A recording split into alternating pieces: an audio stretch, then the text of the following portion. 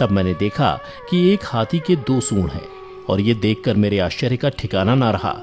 फिर अर्जुन ने बताया कि हे वासुदेव, मैंने एक पक्षी को देखा जिसके पंखों पर वेद की ऋचाएं लिखी हुई थीं। वह मरे हुए जानवर का मांस खा रहा था। फिर अर्जुन के बाद भीम ने भी श्री कृष्ण को बताया कि हे कृष्ण, मैंने देखा एक गाय ने बछड़े को जन्म दिया है और जन्म के बाद वह बछड़े को इतना चाट रही है कि बछड़ा लहूलुहान हो गया, जिसे देखकर मैं हैरान हो गया। भला कोई माता अपने बच्चों के साथ ऐसा कर सकती है?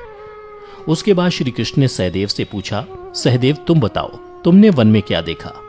तब सहदेव श्री कृष्ण से बोले, हे वासुदेव, मैंने वन में देखा कि एक जगह 6-7 कुएं हैं और आसपास के कुओं में पानी है, किंतु बीच का कुआं खाली है।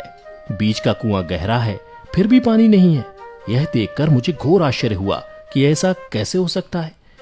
उसके बाद नकुल ने कहा, हे नारायण, जब मैं वन में भ्रमण कर रहा था तो मैंने देखा कि एक पहाड़ के ऊपर से एक बड़ी सी शिला यानी पत्थर लुढ़कती हुई आती है और कितने ही वृक्षों से टकराकर उनको नीचे गिराते हुए आगे बढ़ जाती है, परंतु उस विशालकाय पत्थर को कोई भी वृक्ष उसे रोक ना सका।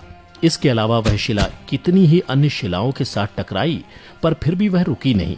अंत में एक अत्यंत छोटे पौधे का स्पर्श होते ही वह स्थिर हो गई।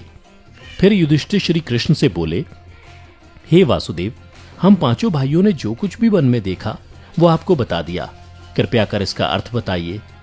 तब श्री कृष्ण ने युधिष्ठिर से कहा, हे धर्मराज, जैसा कि आपने कहा कि आपने 2 सूंड वाला हाथी देखा, जिसका यह अर्थ हुआ कि कलयुग में ऐसे लोगों का राज होगा जो बोलेंगे कुछ, करेंगे कुछ।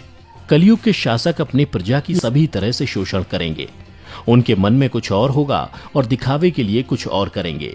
अर्थात कलयुग में शासकों के लिए आम लोगों का कोई महत्व नहीं होगा, वो बस राज करने के लिए शासक होंगे।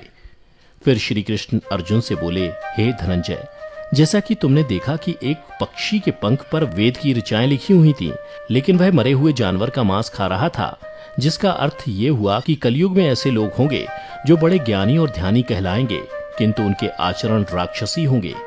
कलयुग में लोग पंडित और विद्वान कहलाएंगे, किंतु यह विचार चलता रहेगा कि कोई मरे और उसकी सारी संपत्ति उसके नाम हो जाए।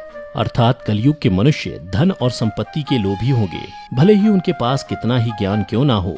इसके अलावा हे अर्जुन, कलयुग में हर जाति धर्म के प्रमुख पद पर बैठे लोग विचार करेंगे कि कब कोई किसी पद से हटे और हम उस पर विराजमान हो जाएं।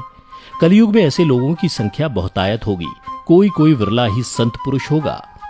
अर्जुन के बाद श्री कृष्ण भीम से बोले, हे गदाधर, जैसा कि तुमने देखा कि एक गाय अपने बछड़े को इतना चाटने लगी कि वो बछड़ा लहूलुहान हो गया, अर्थात कलयुग की माता अपनी संतानों पर इतनी ममता बरसाएंगी कि बच्चों को खुद का विकास करने का मौका ही नहीं मिलेगा, जिसके कारण मोह माया में पड़कर वे बर्बाद हो जाएंगे।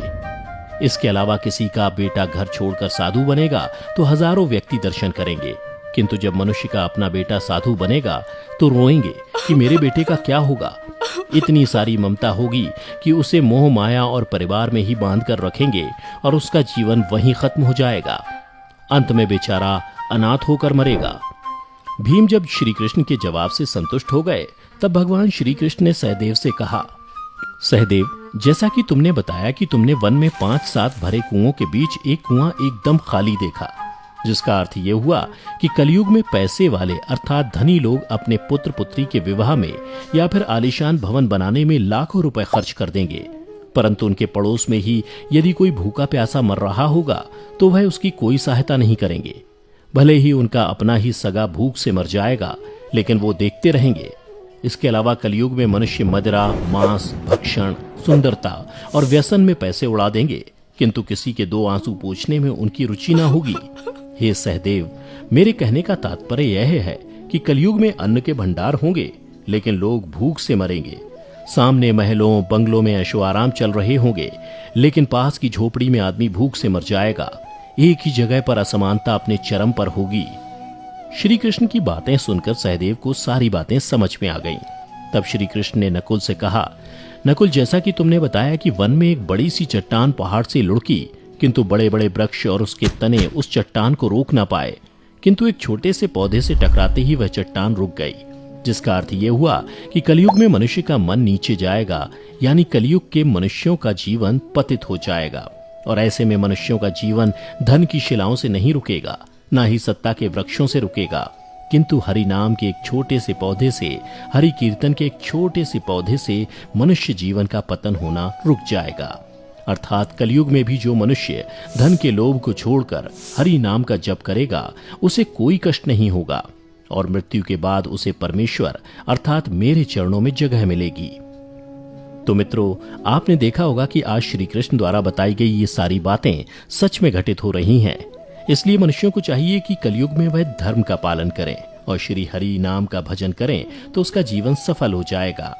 तो मित्रों, उम्मीद करता हूं कि आपको श्री कृष्ण द्वारा कलयुग के बारे में बताई गई ये कड़वी सच्चाई जरूर पसंद आई होगी।